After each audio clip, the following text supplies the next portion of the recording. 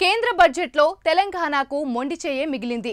Budget కేటాయింపులో AP మినహాయించి దక్షిణాది రాష్ట్రాలపై NDA సర్కార్ వివక్ష చూపించింది.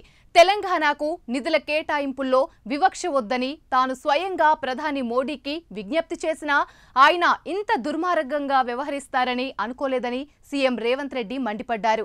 ఆర్థిక మంత్రి నిర్మలా సీతారామన్ బడ్జెట్ ప్రసంగంలో తెలంగాణ ఊసే ఎత్తకపోవడంతో ఎంతటి చిన్నచూపు ప్రదర్శించారో అర్థమవుతుంది. తెలంగాణ నుంచి 8 మంది బీజేపీ ఎంపీలు నెగ్గి 2 కేంద్ర మంత్రులుగా ఉన్నప్పటికీ బడ్జెట్ కేటాయింపుల్లో అసలు ఆ ప్రాధాన్యం ఇవ్వకపోవడం చర్చనీయాంశంగా మారింది.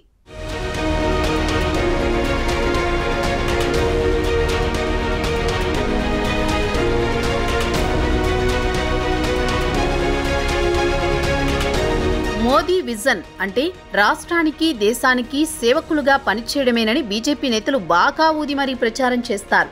అభివృద్ధికి కట్టుబడి ఉంటాం, తెలంగాణ అమరుల ఆశయాలు ఆకాంక్షలు నెరవేరుస్తామని ఎన్నికల ప్రచారంలో చేసిన ఊకదంపుడు ఉపన్యాసాలు నమ్మిన తెలంగాణ సమాజం 8 మంది బీజేపీ ఎంపీలను గెలిపించింది. ఎన్నికల ప్రచారంలో తెలంగాణ ప్రజలను ఆకట్టుకోవడానికి తెలుగులో ప్రసంగించిన ప్రధాని మోదీకి తెలంగాణ ప్రజానీకానికి కావలసినదేమిటో చెప్పలేని పరిస్థితుల్లో బీజేపీ ఎంపీలు ఉన్నారా అనే విమర్శలు వెల్లువెత్తాయి. మాటల ప్రధాని కానీ చేతల ప్రధాని కాదని బడ్జెట్తో బాగా అర్థమైందని పలువురు విమర్శిస్తున్నారు.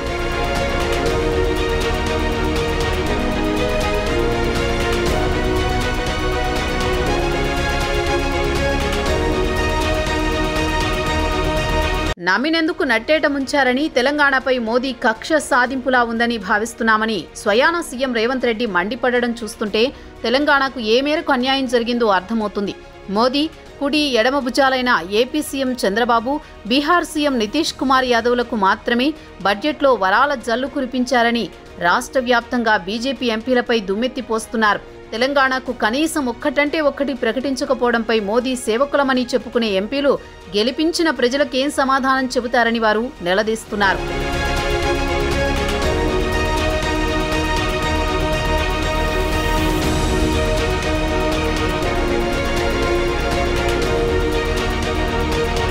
విభజన చట్టం హామీల సాధనలో తెలంగాణ బీజేపీ ఎంపీలు ఘోర వైఫల్యం చెందారు. తెలంగాణకు రావాల్సిన ప్రాజెక్టులు, విద్యా సంస్థలను సాధించుకోవడంలో వీరి డొల్లతనం ప్రస్ఫుటంగా కనిపిస్తోంది.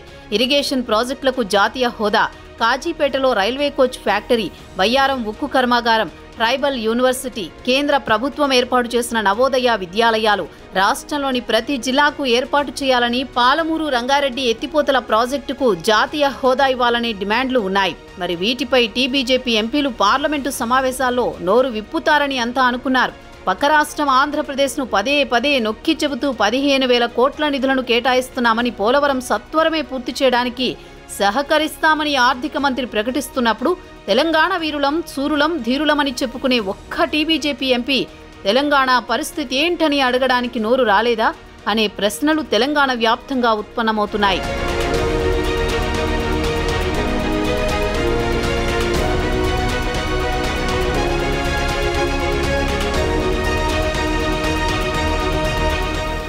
కాంగ్రెస్ పార్టీకి చిత్తశుద్ధి ఉన్నందుకే తెలంగాణ అంశంపై తెలంగాణ ఇచ్చిన పార్టీగా కాంగ్రెస్ ఎంపీలు పార్లమెంటులో మోదీ ప్రభుత్వాన్ని నిలదీశారు.